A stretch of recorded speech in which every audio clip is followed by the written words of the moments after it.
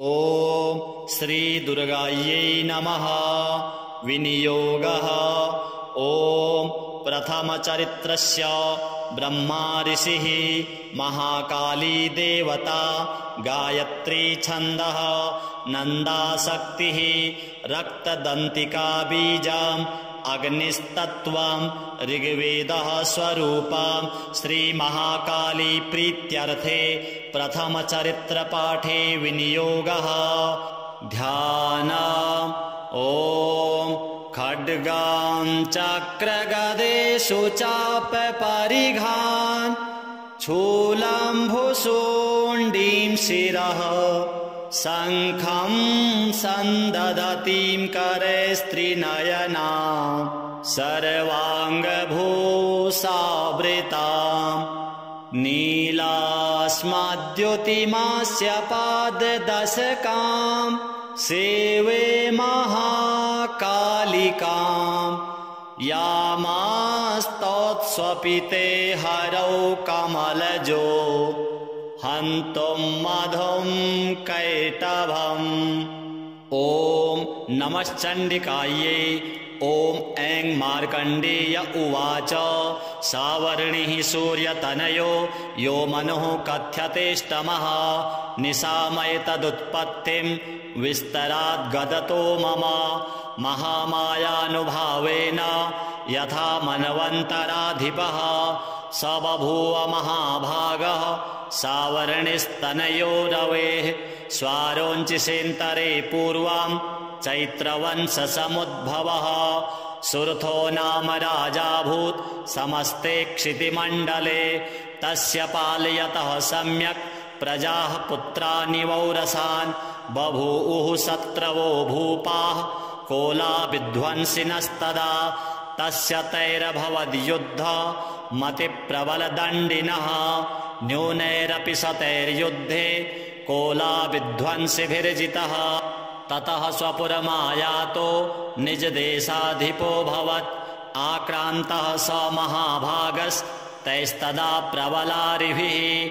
अमात्यैर्बलिभिर्दुष्टैर्दुर्बलस्य दुरात्मभिः, कोशो बलं चापहृतं तत्रापि स्वपुरे ततः, ततो मृगयाव्याजेन हृतस्वाम्यः स भूपतिः, एकाकी हयमारुह्य जगाम गहनं वनं, स तत्राश्रममद्राक्षीत् द्विजवर्यस्य मेधसः, प्रशान्तस्वापदाकीर्णं मुनिशिष्योपशोभितं, तस्थौ कञ्चित्सकालं च मुनिना तेन सत्कृतः, इतश्चेतश्च विचरस्तस्मिन् मुनिवराश्रमे, सोचिन्तयत्तदा तत्र ममत्वाकृष्टचेतनः, मत्पूर्वैः पालितं पूर्वं मया हीनं पुरं हि तत्, मद्भृत्यैस्तैरसद्भृत्यैर्धर्मतः पाल्यते न वा, न जाने स प्रधानो मे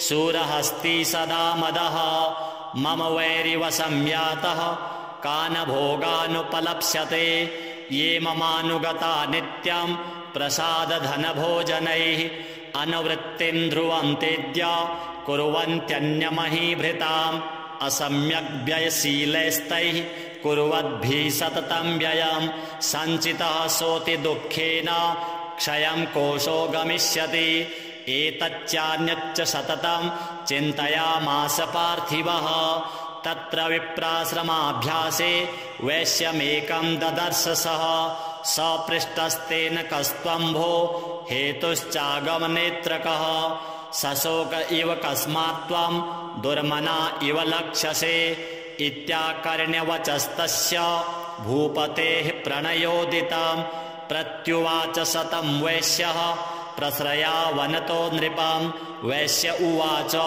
समाधिर्नाम वैश्योऽहम् उत्पन्नो धनिनां कुले, पुत्रदारैर्निरस्तश्च धनलोभाद् साधुभिः, विहीनश्च धनैर्दारैः पुत्रैरादाय मे धनं, वनमभ्यागतो दुःखी निरस्तश्चाप्तबन्धुभिः, सोऽहं न वेद्मि पुत्राणां कुशलाकुशलात्मिकां, प्रवृत्तिं स्वजनानां च दाराणां चात्र संस्थितः, किं नु तेषां गृहे क्षेमम् अक्षेमं किं नु साम्प्रतं कथं ते किं नु सद्वृत्ता दुर्वृत्ताः किं नु मे सुताः। राजोवाच यैर्निरस्तो भवान् लुब्धैः पुत्रदारादिभिर्धनैः तेषु किं भवतः स्नेहम् अनुबध्नाति मानसम्। वैश्य उवाच एवमेतद्यथा प्राह भवानस्मद्गतं वचः किं करोमि न बध्नाति मम निष्ठुरतां मनः। यैः सन्त्यज्य पितृस्नेहं धनलुब्धैर्निराकृतः पतिस्वजनहार्दं च हार्दितेष्वेव मे मनः। किमेतन्नाभिजानामि जानन्नपि महामते यत्प्रेम प्रवणं चित्तं विगुणेष्वपि बन्धुषु तेषां कृते मे निःश्वासो दौर्मनस्यं च जायते। करोमि किं यन्न मनस्ते स्वप्रीतिषु निष्ठुरम्। मार्कण्डेय उवाच ततस्तौ सहितौ विप्र तं मुनिं समुपस्थितौ समाधिर्नाम वैश्यौसौ स च पार्थिवसत्तमः। कृत्वा तु तौ यथा न्यायं यथार्हं तेन संविदाम् उपविष्टौ कथा कांश्चित् चक्रतुर्वैश्यपार्थिवौ। राजोवाच भगवस्त्वामहं प्रष्टुमिच्छामेकं वदस्व तत् दुःखाय यन्मे मनसः स्वचित्ताय ततां विना। मम त्वं गतराज्यस्य राज्याङ्गेष्वखिलेष्वपि जानतोऽपि यथाज्ञस्य किमेतन्मुनिसत्तम। अयं च निकृतः पुत्रैर्दारैर्भृत्यैस्तथोज्झितः स्वजनेन च सन्त्यक्तस्तेषु हार्दि तथाप्यति। एवमेष तथाहं च द्वावप्यत्यन्तदुःखितौ दृष्टदोषेऽपि विषये मम त्वाकृष्टमानसौ। तत्किमेतन्महाभाग यन्मोहो ज्ञानिनोरपि ममास्य च भवत्येषा विवेकान्धस्य मूढता। ऋषिर उवाच ज्ञानमस्ति समस्तस्य जन्तोर्विषयगोचरे विषयश्च महाभाग याति चैवं पृथक् पृथक् दिवान्धाः प्राणिनः केचिद्रात्रावन्धास्तथा परे केचिद्दिवा तथा रात्रौ प्राणिनस्तुल्यदृष्टयः। ज्ञानिनो मनुजाः सत्यं किं तु तेन हि केवलम् यतो हि ज्ञानिनः सर्वे पशुपक्षिमृगादयः। ज्ञानं च तन्मनुष्याणां यत्तेषां मृगपक्षिणां मनुष्याणां च यत्तेषां तुल्यमन्यत्तथोभयोः। ज्ञानेऽपि सति पश्यैतान् पतङ्गान् छावचञ्चुषु कणमोक्षादृतान् मोहात् पीड्यमानानपि क्षुधा मानुषा मनुजव्याघ्र साभिलाषाः सुतान् प्रति लोभात् प्रत्युपकाराय नन्वेतान् किं न पश्यसि। तथापि ममता वर्ते मोहगर्ते निपातिताः महामाया प्रभावेण संसार स्थितिकारिणा। तन्नात्र विस्मयः कार्यो योगनिद्रा जगत्पतेः महामाया हरेश्चैषा तया सम्मोह्यते जगत्। ज्ञानिनामपि चेतांसि देवी भगवती हि सा बलादाकृष्य मोहाय महामाया प्रयच्छति। तया विसृज्यते विश्वं जगदेतच्चराचरं सैषा प्रसन्ना वरदा नृणां भवति मुक्तये। सा विद्या परमा मुक्तिर्हेतुभूता सनातनी संसारबन्धहेतुश्च शैव सर्वेश्वरेश्वरी। राजोवाच भगवन् काहि सा देवी महामायेति यां भवान् ब्रवीति कथमुत्पन्ना सा कर्मास्याश्च किं द्विज। यत्प्रभावा च सा देवी यत्स्वरूपा यदुद्भवा तत्सर्वं श्रोतुमिच्छामि त्वत्तो ब्रह्मविदां वर। ऋषिर उवाच नित्येव सा जगन्मूर्तिस्तया सर्वमिदं ततं तथापि तत्समुत्पत्तिर्बहुधा श्रूयतां मम। देवानां कार्यसिद्ध्यर्थम् आविर्भवति सा यदा उत्पन्नेति तदा लोके सा नित्याप्यभिधीयते। योगनिद्रां यदा विष्णुर्जगत्ये कारणवीकृते आस्तीर्यशेषमभजत् कल्पान्ते भगवान् प्रभुः। तदा द्वावसुरौ घोरौ विख्यातौ मधुकैटभौ विष्णुकर्णमलोद्भूतौ हन्तुं ब्रह्माणमुद्यतौ। स नाभिकमले विष्णोः स्थितो ब्रह्मा प्रजापतिः। दृष्ट्वा तावसुरौ चोग्रौ प्रसुप्तं च जनार्दनं तुष्टावयोगनिद्रां ताम् एकाग्रहृदयस्थितः। विबोधनार्थाय हरिनेत्रकृतालयां विश्वेश्वरीं जगद्धात्रीं स्थितिसंहारकारिणीं निद्रां भगवतीं विष्णोः अतुलां तेजसः प्रभुः। ब्रह्मोवाच त्वं स्वाहा त्वं स्वधा त्वं हि वषट्कारः स्वरात्मिका सुधा त्वमक्षरे नित्ये त्रिधा मात्रात्मिका स्थिता। अर्धमात्रा स्थिता नित्या यानुच्चार्या विशेषतः। त्वमेव सन्ध्या सावित्री त्वं देवी जननी परा। त्वयैतद्धार्यते विश्वं त्वयैतत्सृज्यते जगत् त्वयैतत्पाल्यते देवी त्वमत्स्यन्ते च सर्वदा। विसृष्टौ सृष्टिरूपा त्वं स्थितिरूपा च पालने तथा संहृतिरूपान्ते जगतोऽस्य जगन्मये। महाविद्या महामाया महामेधा महास्मृतिः महामोहा च भवति महादेवी महासुरी। प्रकृतिस्त्वं च सर्वस्य गुणत्रयविभाविनी। कालरात्रिर्महारात्रिर्मोहरात्रिश्च दारुणा। त्वं श्रीस्त्वमीश्वरी त्वं ह्रीस्त्वं बुद्धिर्बोधलक्षणा। लज्जा पुष्टिस्तथा तुष्टिस्त्वं शान्तिः क्षान्तिरेव च। खड्गिनी शूलिनी घोरा गदिनी चक्रिणी तथा शङ्खिनी चापिनी बाण भुषुण्डी परिघायुधा। सौम्या सौम्यतरा शेषा सौम्येभ्यस्त्वति सुन्दरी। परापराणां परमा त्वमेव परमेश्वरी। यच्च किञ्चित् क्वचिद् वस्तु सद्सद्वाखिलात्मिके तस्य सर्वस्य या शक्तिः सा त्वं किं स्तूयसे तदा। यया त्वया जगत्स्रष्टा जगत्पात्यति यो जगत् सोऽपि निद्रावशं नीतः कस्त्वां स्तोतुमिहेश्वरः। विष्णोः शरीरग्रहण महमीशान एव च। कारितास्ते यतो तस्त्वां कः स्तोतुं शक्तिमान् भवेत्। सा त्वमित्थं प्रभावैः स्वैः उदारैर्देवी संस्तुता। मोहयैतो दुराधर्षा वसुरौ मधुकैटभौ प्रबोधं च जगत्स्वामी नीयतामच्युतो लघु। बोधश्च क्रियतामस्य हन्तुमेतौ महासुरौ। ऋषिरुवाच एवं स्तुता तदा देवी तामसी तत्र वेधसा। विष्णोः प्रबोधनार्थाय निहन्तं मधुकैटभौ। नेत्रास्य नासिका बाहु हृदयेभ्यस्तथो रसः। निर्गम्य दर्शने तस्थौ ब्रह्मणो व्यक्तजन्मनः। उत्तस्थौ च जगन्नाथस्तया मुक्तो जनार्दनः। एकार्णवेहिष्यनात् ततः सददृशे च तौ मधुकैटभौ दुरात्माना वतिवीर्यपराक्रमौ।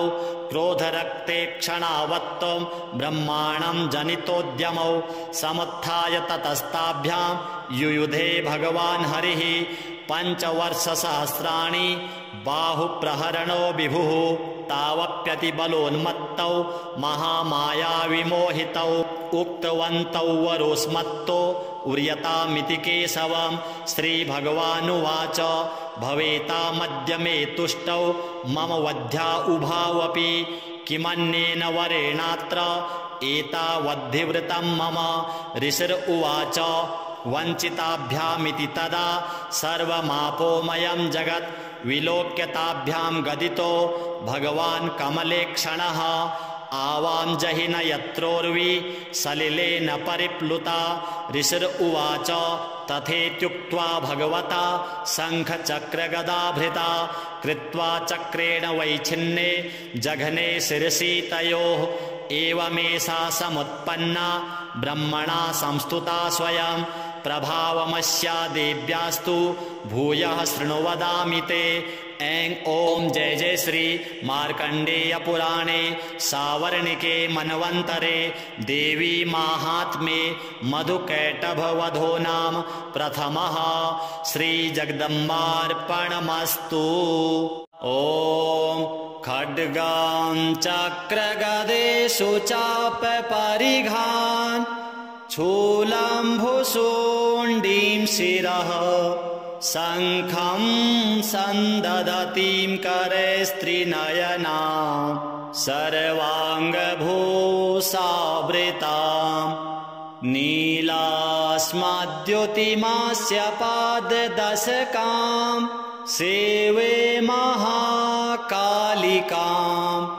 यामास्तौत्स्वपिते हरौ कमलजो हन्तुं मधुं कैटभम्।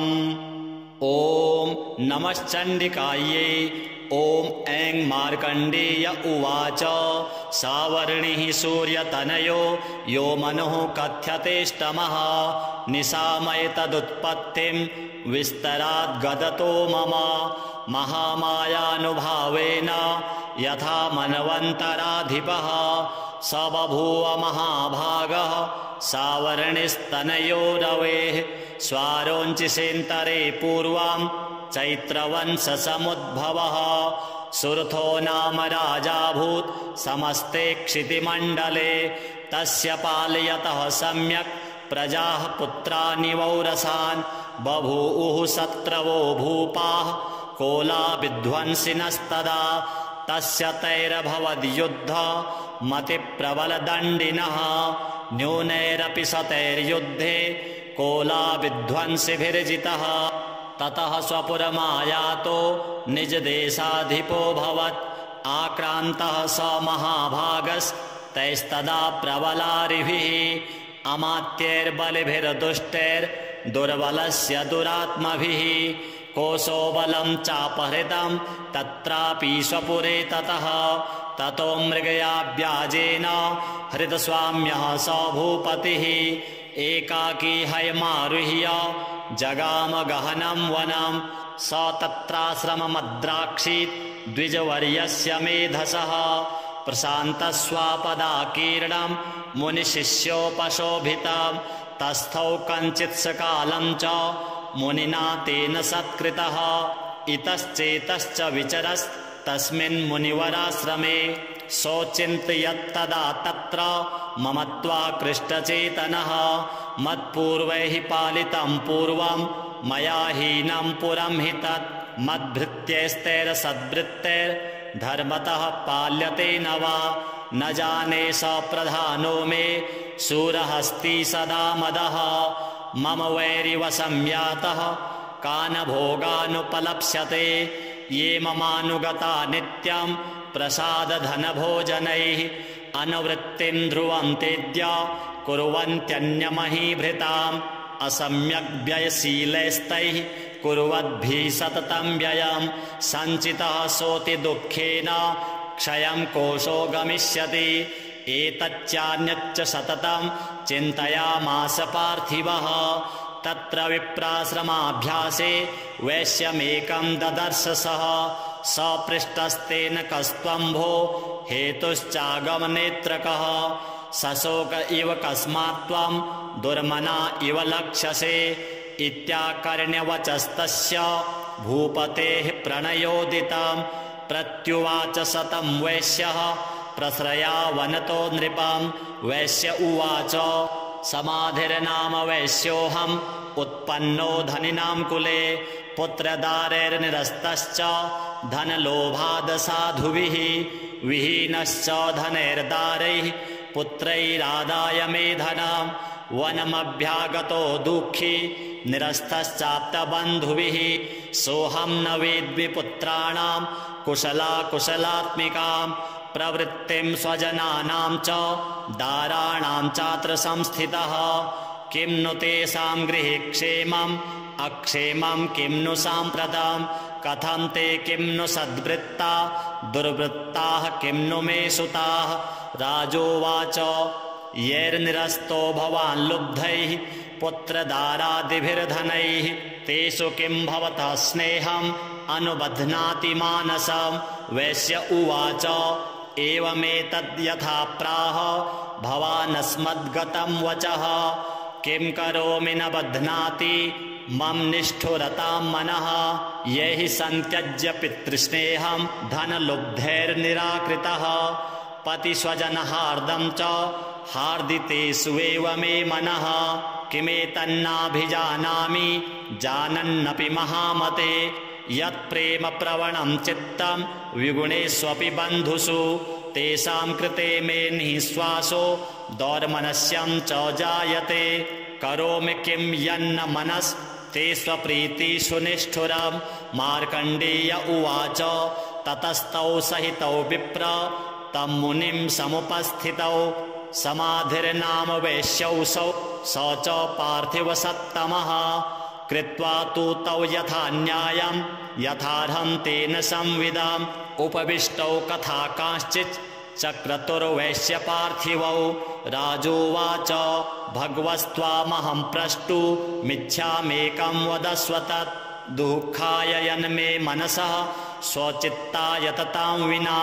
मम त्वं गतराज्यस्य राज्याङ्गेष्वखिलेष्वपि जानतोऽपि यथाज्ञस्य किमेतन्मुनिसत्तम।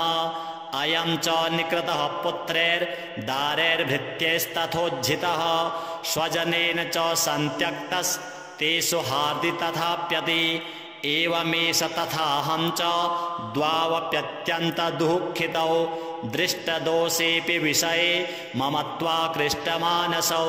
तत्किमेतन्महाभाग यन्मोहो ज्ञानिनोरपि ममास्य च भवत्येषा विवेकान्धस्य मूढता। ऋषिर उवाच ज्ञानमस्ति समस्तस्य जन्तोर्विषयगोचरे विषयश्च महाभाग याति चैवं पृथक् पृथक्।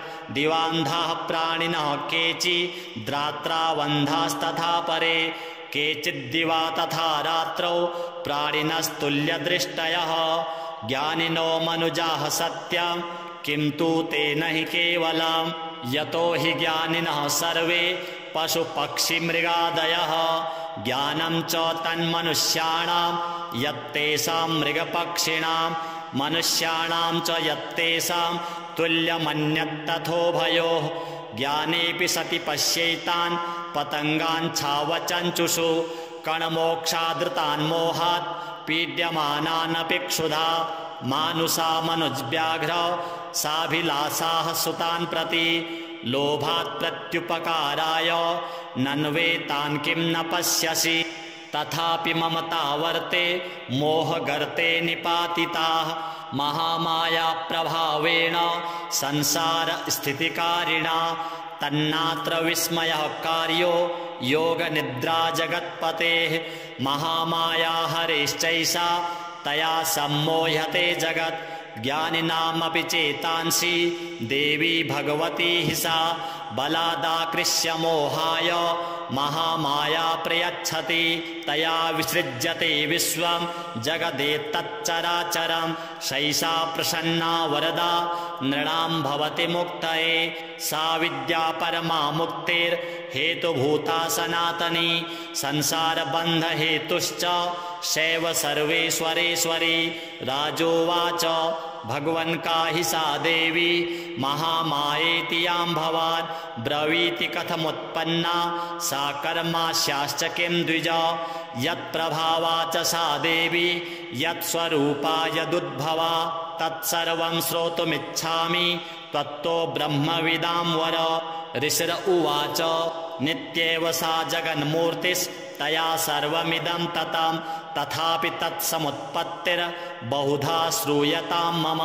देवानां कार्यसिद्ध्यर्थम् आविर्भवति सा यदा उत्पन्नेति तदा लोके सा नित्याप्यभिधीयते। योगनिद्रां यदा विष्णुर्जगत्ये कारणवीकृते आस्तीर्यशेषमभजत् कल्पान्ते भगवान् प्रभुः तदा द्वावसुरौ घोरौ विख्यातौ मधुकैटभौ विष्णुकर्णमलोद्भूतौ हन्तुं ब्रह्माणमुद्यतौ सनाभिकमले विष्णोः स्थितो ब्रह्मा प्रजापतिः दृष्ट्वा तावसुरौ चोग्रौ प्रसुप्तं च जनार्दनं तुष्टावयोगनिद्रां ताम् एकाग्रहृदयस्थितः विबोधनार्थाय हरिनेत्रकृतालयां विश्वेश्वरीं जगद्धात्रीं स्थितिसंहारकारिणीं निद्रां भगवतीं विष्णोः अतुलां तेजसः प्रभुः ब्रह्मोवाच त्वं स्वाहा त्वं स्वधा त्वं हि वषट्कारः स्वरात्मिका सुधा त्वमक्षरे नित्ये त्रिधा मात्रात्मिका स्थिता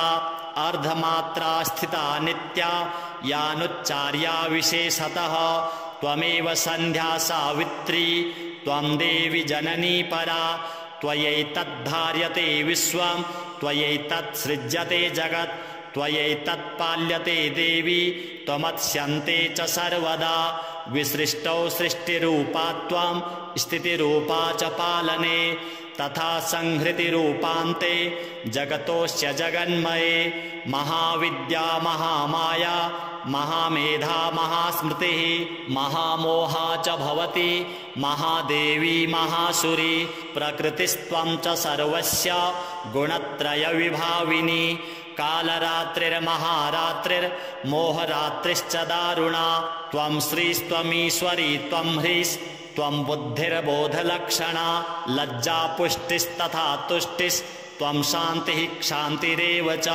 खड्गिनी शूलिनी घोरा गदिनी चक्रिणी तथा शङ्खिनी चापिनी बाण भुषुण्डी परिघायुधा सौम्या सौम्यतरा शेषा सौम्येभ्यस्त्वति सुन्दरी परापराणां परमा त्वमेव परमेश्वरी यच्च किञ्चित् क्वचिद् वस्तु सद्सद्वाखिलात्मिके तस्य सर्वस्य या शक्तिः सा त्वं किं स्तूयसे तदा यया त्वया जगत्स्रष्टा जगत्पात्यति यो जगत् सोऽपि निद्रावशं नीतः कस्त्वां स्तोतुमिहेश्वरः विष्णोः शरीरग्रहण महमीशान एव च कारितास्ते यतो तस्त्वां कः स्तोतुं शक्तिमान् भवेत् सा त्वमित्थं प्रभावैः स्वैः उदारैर्देवी संस्तुता मोहयैतो दुराधर्षा वसुरौ मधुकैटभौ प्रबोधं च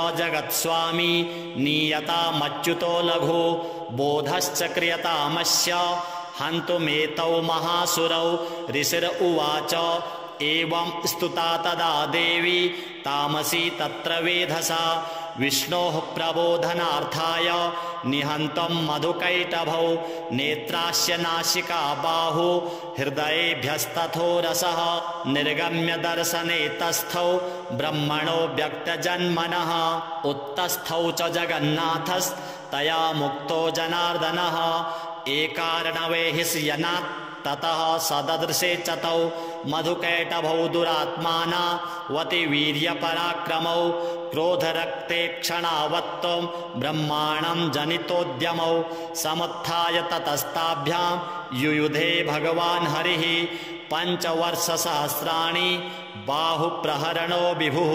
तावप्यतिबलोन्मत्तौ महामायाविमोहितौ उक्तवन्तौ वरोस्मत्तो उर्यतामिति केशवं श्रीभगवानुवाच भवेतामद्य मे तुष्टौ मम वध्या उभावपि किमन्येन वरेणात्र एतावद्धिवृतं मम ऋषिर उवाच वञ्चिताभ्यामिति तदा सर्वमापोमयं जगत् विलोक्यताभ्यां गदितो भगवान् कमलेक्षणः आवां जहिन यत्रोर्वी सलिलेन परिप्लुता ऋषिर उवाच तथेत्युक्त्वा भगवता शङ्खचक्रगदाभृता कृत्वा चक्रेण वैच्छिन्ने जघने शिरसि तयोः एवमेषा समुत्पन्ना ब्रह्मणा संस्तुता स्वयं प्रभावमस्या देव्यास्तु भूयः शृणु वदामि ते ऐं ॐ जय जय श्री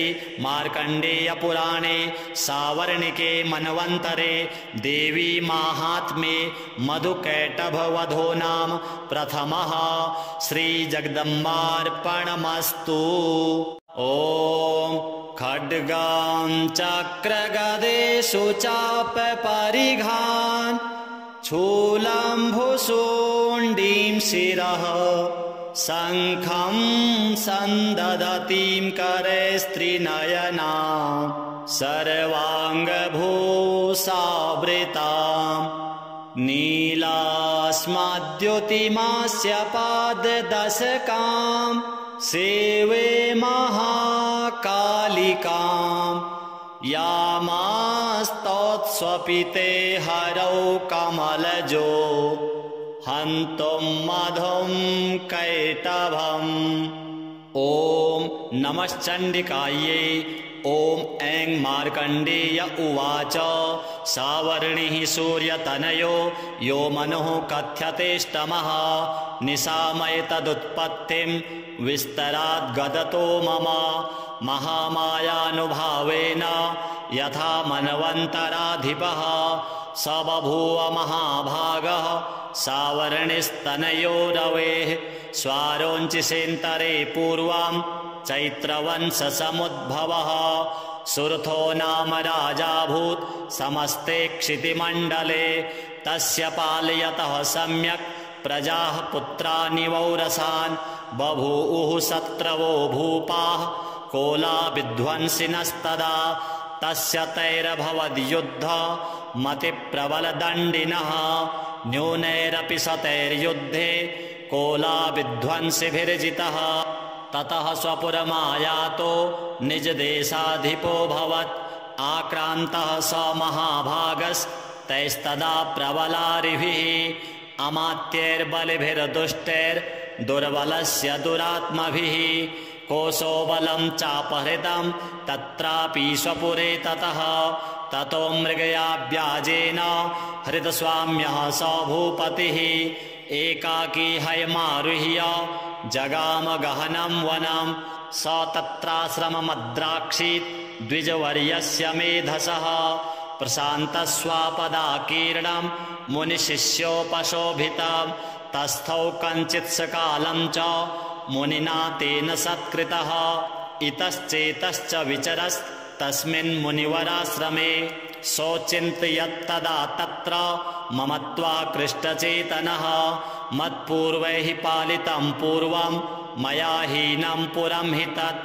मद्भृत्यैस्तैरसद्भृत्यैर्धर्मतः पाल्यते न वा न जाने स प्रधानो मे शूरहस्ति सदा मदः मम वैरिवसंयातः कान् भोगानुपलप्स्यते ये ममानुगता नित्यं प्रसादधनभोजनैः अनुवृत्तिं ध्रुवं तेद्य कुर्वन्त्यन्यमहीभृताम् असम्यग्व्ययशीलैस्तैः कुर्वद्भिः सततं व्ययं सञ्चितः सोति दुःखेन क्षयं कोशो गमिष्यति एतच्चान्यच्च सततं चिन्तयामास पार्थिवः तत्र विप्राश्रमाभ्यासे वैश्यमेकं ददर्श सः सपृष्टस्तेन कस्त्वं भो हेतुश्चागमनेत्रकः सशोक इव कस्मात्त्वं दुर्मना इव लक्ष्यसे इत्याकर्ण्यवचस्तस्य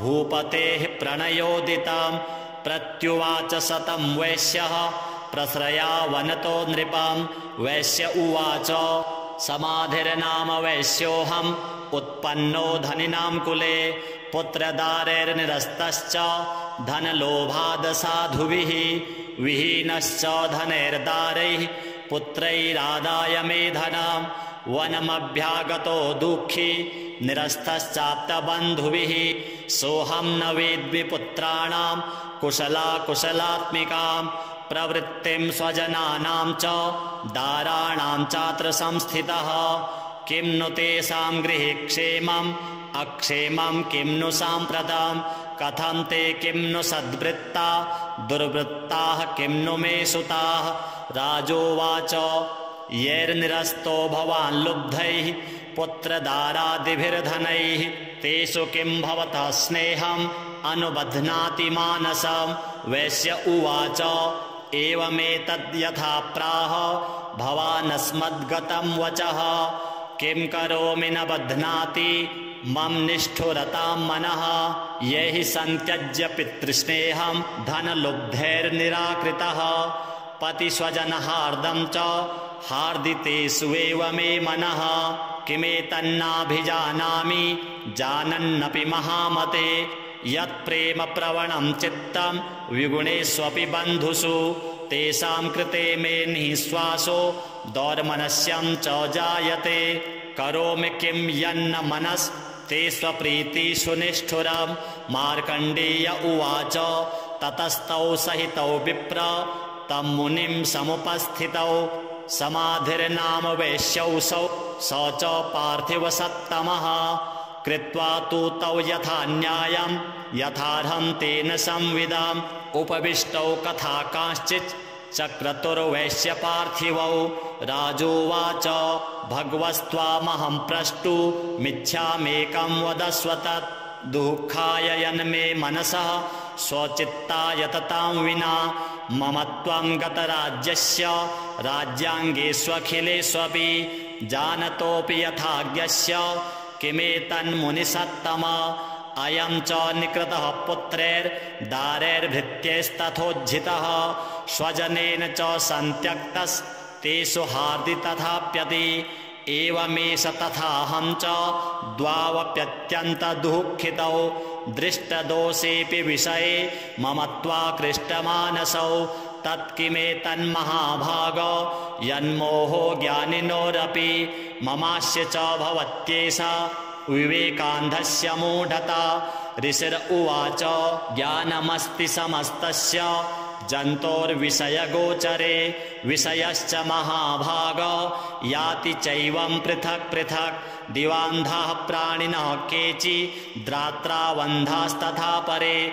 केचिद्दिवा तथा रात्रौ प्राणिनस्तुल्यदृष्टयः। ज्ञानिनो मनुजाः सत्यं किं तु तेन हि केवलम्। यतो हि ज्ञानिनः सर्वे पशुपक्षिमृगादयः।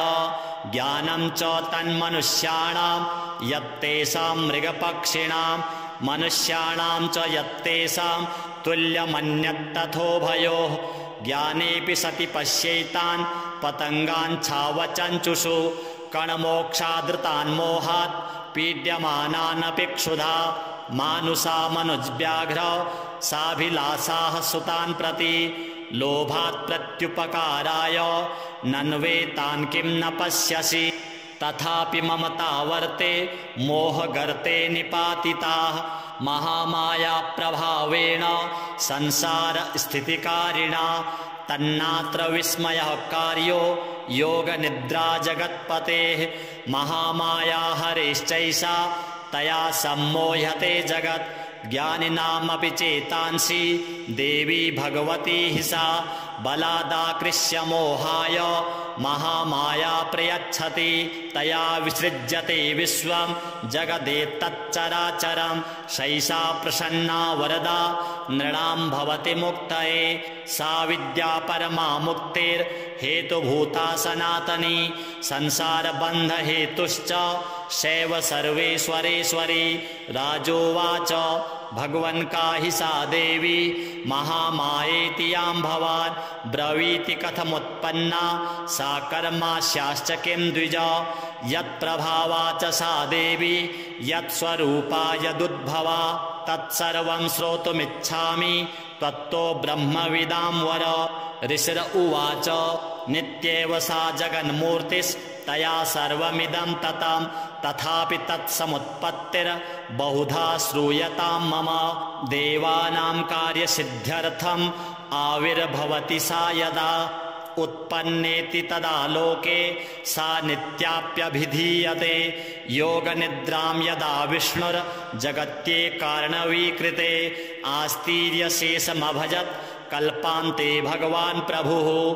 तदा द्वावसुरौ घोरौ विख्यातौ मधुकैटभौ। विष्णुकर्णमलोद्भूतौ हन्तुं ब्रह्माणमुद्यतौ। स नाभिकमले विष्णोः स्थितो ब्रह्मा प्रजापतिः दृष्ट्वा तावसुरौ चोग्रौ प्रसुप्तं च जनार्दनं तुष्टावयोगनिद्रां ताम् एकाग्रहृदयस्थितः विबोधनार्थाय हरिनेत्रकृतालयां विश्वेश्वरीं जगद्धात्रीं स्थितिसंहारकारिणीं निद्रां भगवतीं विष्णोः अतुलां तेजसः प्रभुः ब्रह्मोवाच त्वं स्वाहा त्वं स्वधा त्वं हि वषट्कारः स्वरात्मिका सुधा त्वमक्षरे नित्ये त्रिधा मात्रात्मिका स्थिता अर्धमात्रा स्थिता नित्या यानुच्चार्या विशेषतः त्वमेव सन्ध्या सावित्री त्वं देवी जननी परा त्वयैतद्धार्यते विश्वं त्वयैतत्सृज्यते जगत् त्वयैतत्पाल्यते देवी त्वमत्स्यन्ते च सर्वदा विसृष्टौ सृष्टिरूपा त्वं स्थितिरूपा च पालने तथा संहृतिरूपान्ते जगतोऽस्य जगन्मये महाविद्या महामाया महामेधा महास्मृतिः महामोहा च भवति महादेवी महासुरी प्रकृतिस्त्वं च सर्वस्य गुणत्रयविभाविनी कालरात्रिर्महारात्रिर्मोहरात्रिश्च दारुणा त्वं श्रीस्त्वमीश्वरी त्वं ह्रीस्त्वं बुद्धिर्बोधलक्षणा लज्जा पुष्टिस्तथा तुष्टिस्त्वं शान्तिः क्षान्तिरेव च खड्गिनी शूलिनी घोरा गदिनी चक्रिणी तथा शङ्खिनी चापिनी बाण भुषुण्डी परिघायुधा सौम्या सौम्यतरा शेषा सौम्येभ्यस्त्वति सुन्दरी परापराणां परमा त्वमेव परमेश्वरी यच्च किञ्चित् क्वचिद् वस्तु सद्सद्वाखिलात्मिके तस्य सर्वस्य या शक्तिः सा त्वं किं स्तूयसे तदा यया त्वया जगत्स्रष्टा जगत्पात्यति यो जगत् सोऽपि निद्रावशं नीतः कस्त्वां स्तोतुमिहेश्वरः विष्णोः शरीरग्रहण महमीशान एव च कारितास्ते यतो तस्त्वां कः स्तोतुं शक्तिमान् भवेत् सा त्वमित्थं प्रभावैः स्वैः उदारैर्देवी संस्तुता मोहयैतो दुराधर्षा वसुरौ मधुकैटभौ प्रबोधं च जगत्स्वामी नीयतामच्युतो लघु बोधश्च क्रियतामस्य हन्तुमेतौ महासुरौ ऋषिर उवाच एवं स्तुता तदा देवी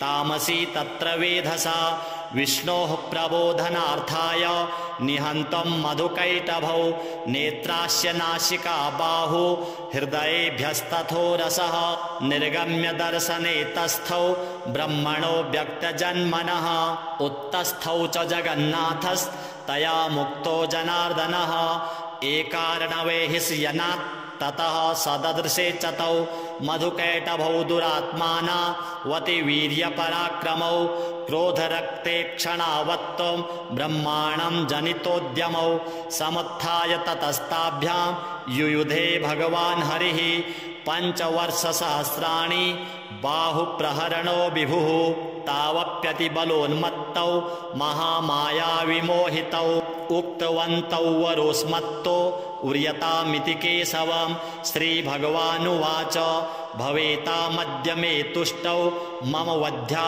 उभावपि किमन्येन वरेणात्र एतावद्धिवृतं मम ऋषिर उवाच वञ्चिताभ्यामिति तदा सर्वमापोमयं जगत् विलोक्यताभ्यां गदितो भगवान् कमलेक्षणः आवां जहिन यत्रोर्वी सलिलेन परिप्लुता ऋषिर उवाच तथेत्युक्त्वा भगवता शङ्खचक्रगदाभृता कृत्वा चक्रेण वैच्छिन्ने जघने शिरसि तयोः एवमेषा समुत्पन्ना ब्रह्मणा संस्तुता स्वयं प्रभावमस्या देव्यास्तु भूयः शृणु वदामि ते ऐं ओम जय जय श्री मार्कंडेय पुराणे सावर्णिके मनवंतरे देवी माहात्म्ये मधुकैटभवधो नाम प्रथमः।